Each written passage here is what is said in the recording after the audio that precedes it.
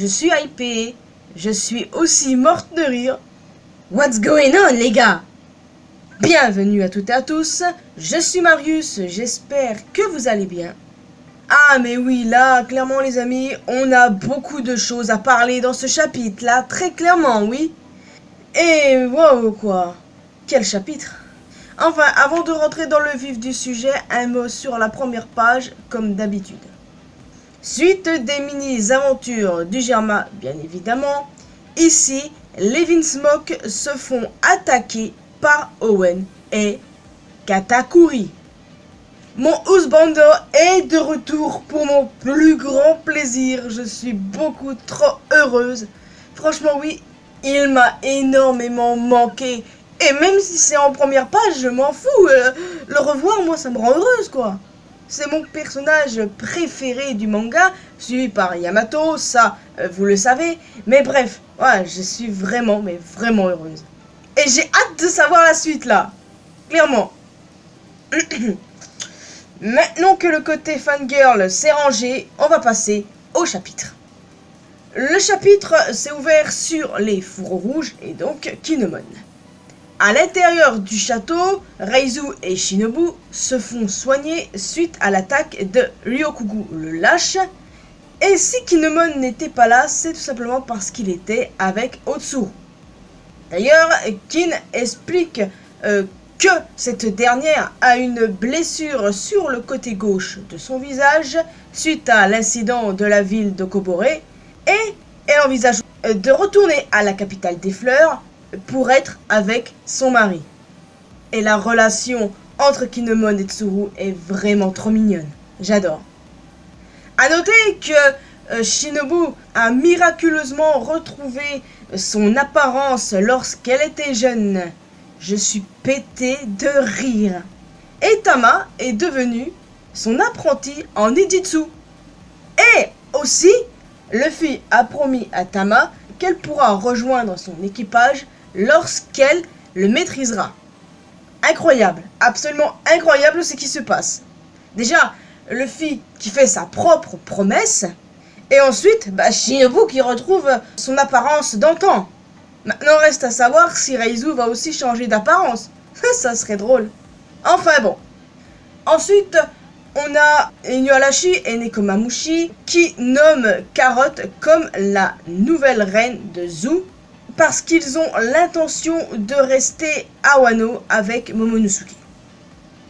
Bon, j'avoue être étonné parce que moi, vous voyez, je voyais plutôt Carotte créer son propre équipage en hommage à Pedro et devenir une des nouvelles flottes des Mugiwara. Bon, ça reste à voir, hein, rien ne dit qu'elle va accepter, mais ça me refroidit un peu du sens parce que Reine de Zou, déjà, c'est une très très grosse responsabilité. Et en plus, il ne faut pas oublier que Carotte a seulement 15 ans. Donc je ne sais pas ce qui s'est passé dans la tête d'Inu et Neko à ce moment précis, mais là j'ai de sérieux doutes qu'elle accepte ce rôle de reine parce que oui, beaucoup de responsabilités, elle est vraiment jeune, donc si ils doivent nommer quelqu'un comme reine de Zou, clairement qu'ils prennent Vanda, c'est mieux. Enfin bon, on verra bien de toute manière, n'est-ce pas? Ensuite, Sukiyaki révèle sa véritable identité à ses petits-enfants. Et franchement, ça, c'était clairement émouvant. Ce qui est drôle, c'est que tous les fourreaux rouges savaient très bien qui il était. Tous, sauf Kinemon. Alors lui, il est toujours à l'ouest. J'en peux plus de ce mec. Non mais lui, on va rien dire, hein. Sukiyaki déclare son intention de transmettre ses connaissances à Momonosuke avant de retourner dans l'isolement. La relève est assurée, là clairement on peut le dire. Franky et les autres Mugiwara apprennent de Robin que Pluton existe et qu'il se trouve à Wano. Le truc, c'est que Robin ne l'a pas vu. Et donc on ignore si elle est toujours là, quoi. Alors Franky est choquée qu'elle existe réellement, parce que d'un côté, ça montre à quel point elle doit être impressionnante et incroyable, quoi. Et d'ailleurs, sans étonnement, Luffy ne veut pas de Pluton. Par contre, il se trouve que Caribou a entendu la conversation et il a déclaré qu'il doit alerter une certaine personne. Une certaine personne, hein? De qui ce sale rat est en train de parler là? Moi, je pense très clairement à Barbe Noire. Je peux me tromper, mais pour être honnête avec vous, c'est le seul candidat plausible que j'ai en tête. Parce que, bon, il y a bien peut-être Baggy, mais je dirais plutôt Barbe Noire, très honnêtement. Ça me paraît logique dans un sens, de toute manière. Parce que oui, maintenant que ce sale rat de Caribou est au courant pour Pluton, tout comme il l'est pour Poséidon, ça sent la merde. Et il nous reste Uranus, du coup. Enfin bon, j'ai hâte de découvrir de qui parle ce sale rat. Alors, quelques jours passent, les Mugiwara, les pirates Earth et les pirates du Kid se préparent à quitter le pays par différents itinéraires. Alors, l'équipage de l'eau se dirige vers le nord-est, l'équipage de Kid vers l'est et les Mugiwara vers le sud-est. Et si on en croit la map qu'Oda a fait, le nord-est est égal à Elbaf, l'est égale la ruche et le sud-est l'île du Sphinx.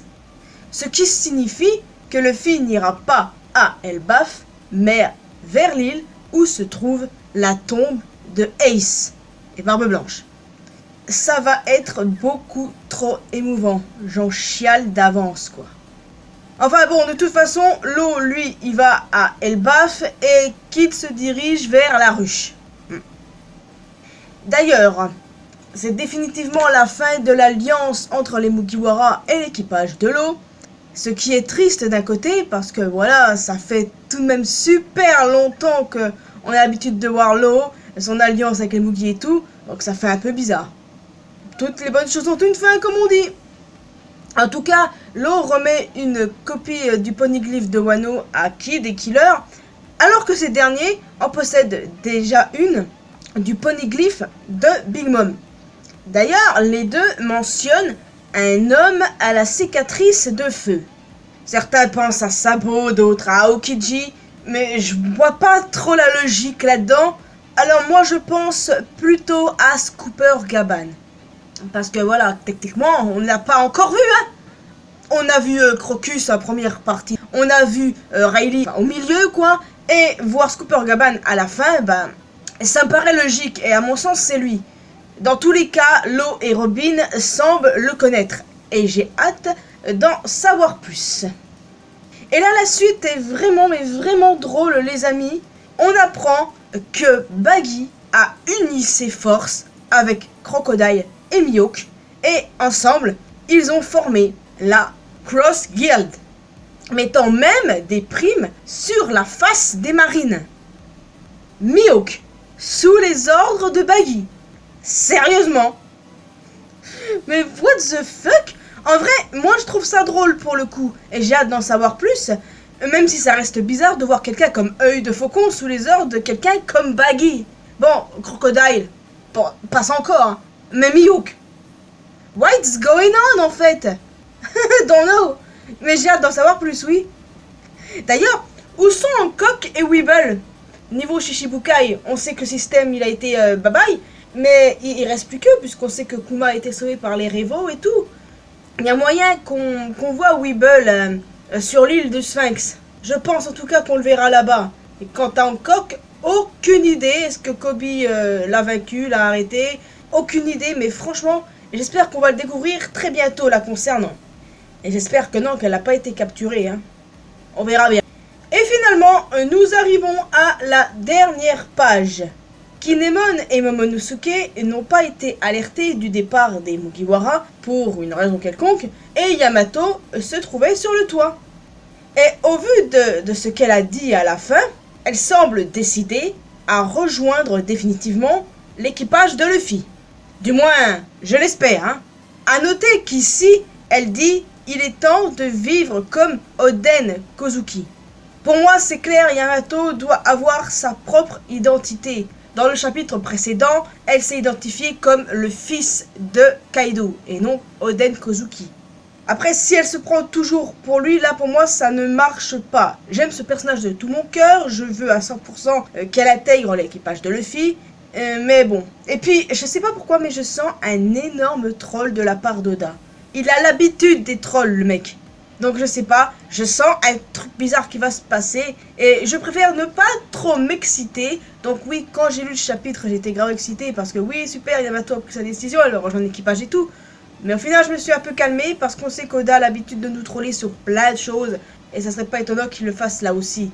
Quoi qu'il en soit, j'ai hâte de voir la suite. Et n'hésitez pas à me dire ce que vous en pensez. Alors, d'après vous, est-ce que Yamato va rejoindre l'équipage? Est-ce que Carrot va accepter de devenir la nouvelle reine de Zou? Sur quelle île vont aller les Mugiwara? C'est assez évident qu'ils vont aller sur l'île du Sphinx, mais bref, passons. Et surtout, le plus important pour moi, qui est l'homme à la cicatrice de feu? Et celui dont Caribou parle, parce que c'est très intriguant quoi. Bon, j'ai un avis sur chacun des cas évidemment, mais on verra bien, de toute façon, ne nous excitons pas. On aura tout en temps voulu. Mais bon, on est libre de théoriser. Et je tiens aussi à avoir votre avis sur cette alliance improbable entre Baggy, Crocodile et Mihawk. Oh putain. Bon les amis, en tout cas, il est temps pour moi de vous laisser ici. Pas de chapitre cette semaine. Mais bon, les spoilers, je sais qu'ils sont déjà sortis parce que comme c'est le Jump qui est en pause, donc Oda a déjà préparé son chapitre, tout ça, donc... C'est juste pour vous prévenir éventuellement. Donc on retrouve One Piece très bientôt. Il est temps pour moi de vous laisser ici. Vous pouvez laisser un pouce bleu, un commentaire. Vous pouvez aussi me retrouver sur mes réseaux sociaux, Facebook, Twitter et Instagram. Sans oublier rejoindre la communauté mariusienne sur Discord. Et bien évidemment, le plus important, abonnez-vous à cette chaîne ainsi que ma chaîne secondaire pour que l'on puisse se retrouver dans une prochaine vidéo. Portez-vous bien les amis. Vive One Piece et on se retrouve bientôt. Ciao.